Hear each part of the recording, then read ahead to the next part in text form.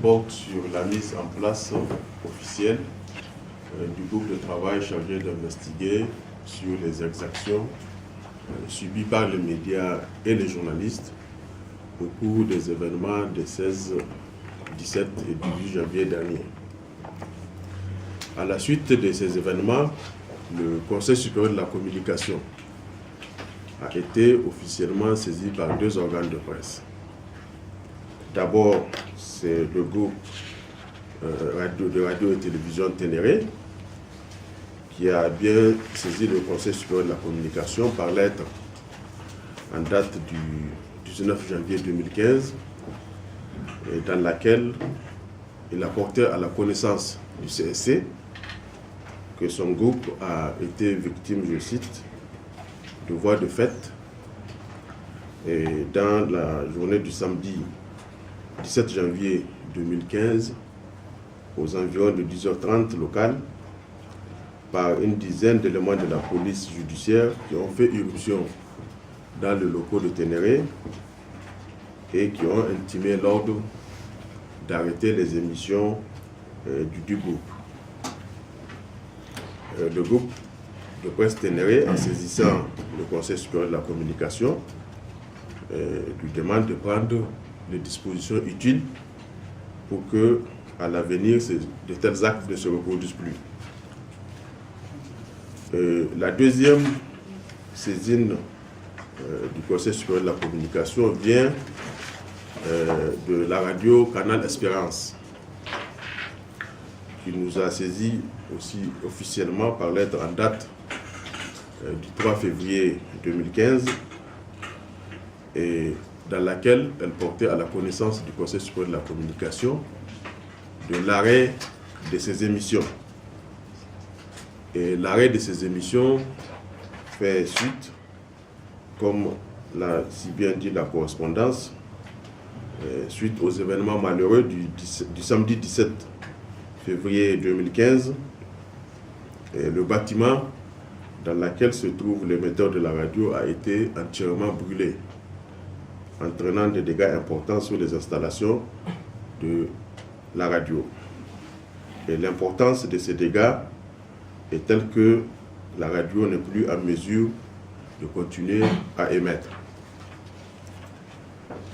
En dehors de ces deux saisines officielles, le Conseil supérieur de la communication a aussi eu connaissance, à travers la déclaration rendue publique par les organisations socio-professionnelles des médias membres de la Maison de la Presse, de plusieurs exactions que des journalistes auraient subies au cours de la couverture des événements des samedis et dimanches 17 et 18 janvier dernier à Niamey. C'est pourquoi, conformément aux règles de procédure suivies devant le Conseil supérieur de la communication, la plénière du CSC, qui s'est réunie en session ordinaire du 26 au 30 janvier dernier, a jugé nécessaire de mettre en place un groupe de travail, conformément aux articles 43 et 45 de la loi 2012-34 du 7 juin 2012 portant composition, attribution, organisation et fonctionnement du Conseil supérieur de la communication. L'article 43 stipule clairement, je cite, « Toute affaire soumise à la délibération du Conseil supérieur de la communication doit faire l'objet, au préalable, d'un examen et d'un rapport suivant les prescriptions du règlement intérieur. » L'article 45, quant à lui, stipule que le Conseil supérieur de la communication peut mettre en place des groupes de travail nécessaires à l'accomplissement de sa mission. Les mandats de groupes de travail sont fixés par délibération du Conseil. C'est donc en vertu de ces deux articles que la plénière a décidé de mettre en place le groupe de travail que nous allons installer officiellement aujourd'hui. Ce groupe de travail est composé de 5 membres, tous des conseillers. Le choix exclusif porté sur les conseillers est dû au fait que les membres du Conseil supérieur de la communication, avant d'entrer en fonction, prêtent serment. Et donc, ce qui fait que tous les membres du groupe de travail sont des personnes assermentées. Et ce groupe de travail sera présidé par M. Lawal Salah Ismaël, qui est journaliste et rapporteur du Conseil supérieur de la communication. Et le rapporteur du groupe, c'est Mme Diafara Fadiba Moumouni, qui est aussi conseillère et rapporteur du Conseil supérieur de la communication. Et comme membre, nous avons M. Saleh Ado Mahmat, M. Mohamed Dambo Chebou et Maître Asuman Hamani, qui sont tous des conseillers, donc des membres du CSC. Le groupe de travail a pour attribution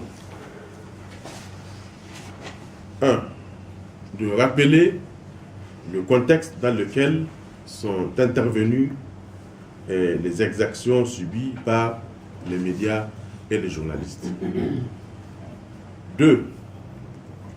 Recenser tous les médias et tous les journalistes qui ont été concernés par les événements des 16, 17 et 18 janvier dernier. 3. Il est chargé de collecter les informations sur les faits tels qu'ils se sont passés et au cas par cas. 4.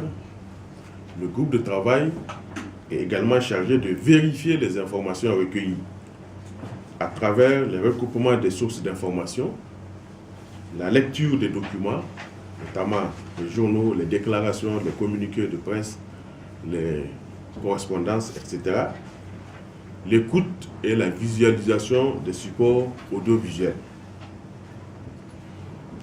Après donc tout ce travail d'investigation, en 5e position, le groupe de travail est chargé de dresser un rapport